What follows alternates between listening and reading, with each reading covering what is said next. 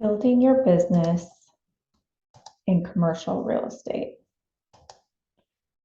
The first year consists of building your business. You'll be building relationships and meeting everyone and getting to know those in your market by attending events, networking on social media with owners, investors, brokers, and lenders. You want to have a good understanding of the market and pay close attention to any trends, news, what the interest rates are at, what properties have been trading, what is the price per unit, cap on the T12, what are the going cap rates in the submarket, the price range in the city and state, and any economic development plans. You also should know all the shopping centers, schools, transportation hubs, and colleges in the area.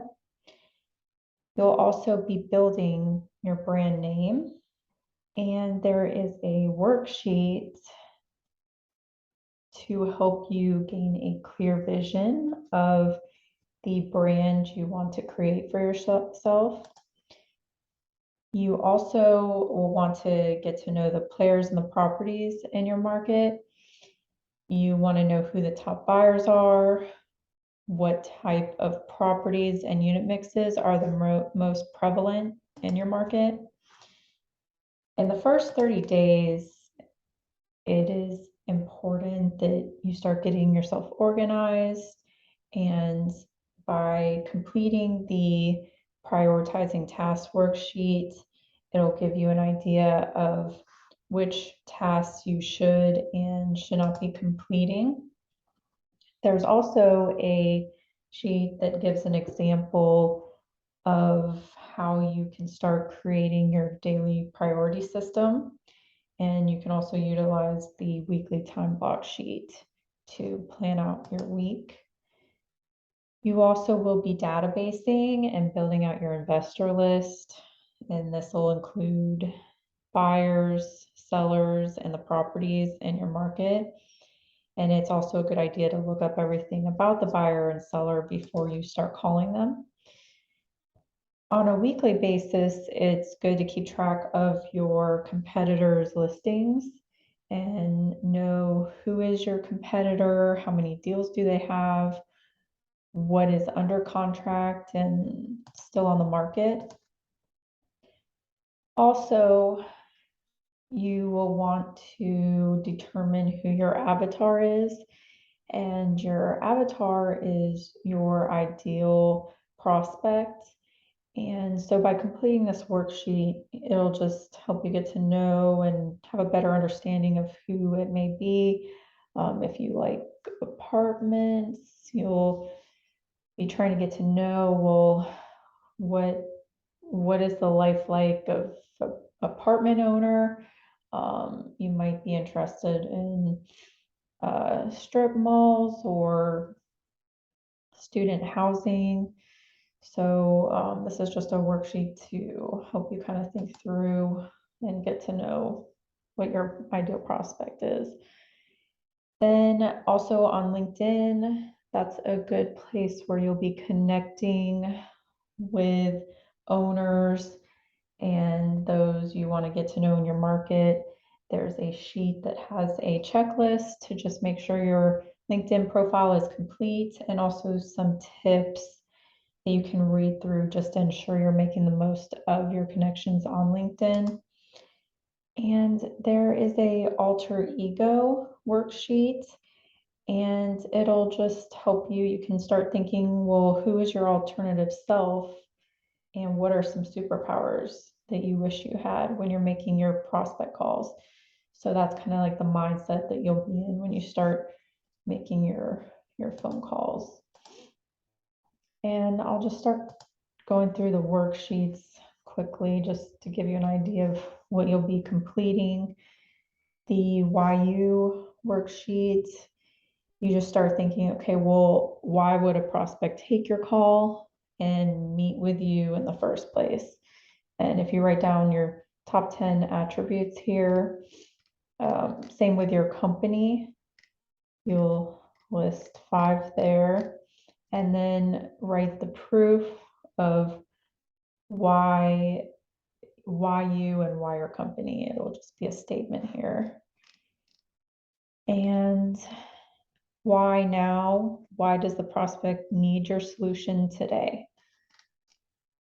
Some benefit statements. So what are the benefits of working with you, working with your company, and working with you right now?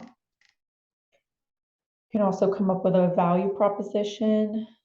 Think of what is your client's problem, the solution you can offer, and then the resolution. Prioritizing tasks. This gives you an idea of when you're running your personal practice like a business, there's different divisions. There's sales, marketing, finance, operations, human resources. So you'll just, right here, you'll list the tasks that you complete on a daily basis. What is the value of that task? What division does it belong to? And then you'll just kind of take a look at each one and determine, is this something you shouldn't be doing at all? Or is this something that needs to get done, but you just should probably delegate it because it's a very low value task for you to be completing? And then you'll just make a list of what you should not be doing. And that'll give you a good idea of just to be more efficient with your time.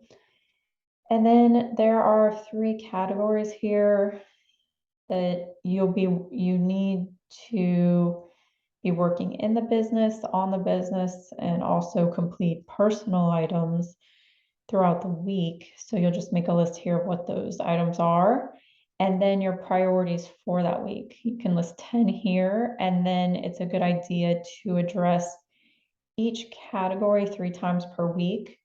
And then you can also use this weekly time block sheet to just further, you can fill in what you either, need to be doing every single day, and just to ensure you're getting that done and staying focused. This is an example of how you may want to plan your day as far as prospecting, and this is based on 8 hours. So 4 hours a day should be focusing on generating new business. This gives you some examples of how you can do so. You might be paying attention to any new sale alerts. If you have a current assignment, or maybe you need to gain a current assignment from some seller or buyer, you can take a look at your CRM and go through any alerts that you may have set up. Just go through your farm and reach out to anyone you talk to once every quarter or 6 months. There may be some properties where the loan's coming due. And then if you don't have anything here, you've kind of gone through all these items, then maybe just expand your farm, go through the state, maybe go into your submarket. Then 2 hours a day, ideally, you should be following up with maybe you left a voice message for someone you're trying to reach, but you haven't heard back from them. And so it's a good idea to spend a couple hours a day following up. And then you want to nurture any of the clients that maybe they've told you that they consider an offer, they want to sell, but they need something else to buy. So you definitely want to nurture those you have already been in communication with. And then we'll move on to the LinkedIn worksheet. Here's a checklist. It starts with profile picture. You want to make sure you have a professional picture. It goes all the way through recommendations. Here's another checklist, and talks about you can join groups, and you're trying to grow your network with connections. There's another checklist. This is that you're taking action steps, you're sending messages to new contacts, responding to notifications such as maybe it's their birthday, so you reach out, or they have a work anniversary. And then here's some tips here you can read through. There's the avatar worksheet. Again, that's your ideal prospect, and you can just come up with a name for them and what is their story, what are they going through, how did they get into the property. And then these are just some questions. You may not have all the answers to this, but it just gets you kind of brainstorming to get more on like a personal level with your ideal prospect, and just kind of think through, because the better you know them, the better you can relate and help them. And then the last worksheet is your alter ego. You can list 10 traits here, of your prospectors that you admire, and then 5 superpowers of your ideal top prospector, and then give your alter ego a name. And again, this just kind of gets you in a mindset when you're making phone calls, and you know how you ideally want to be in your alternative self.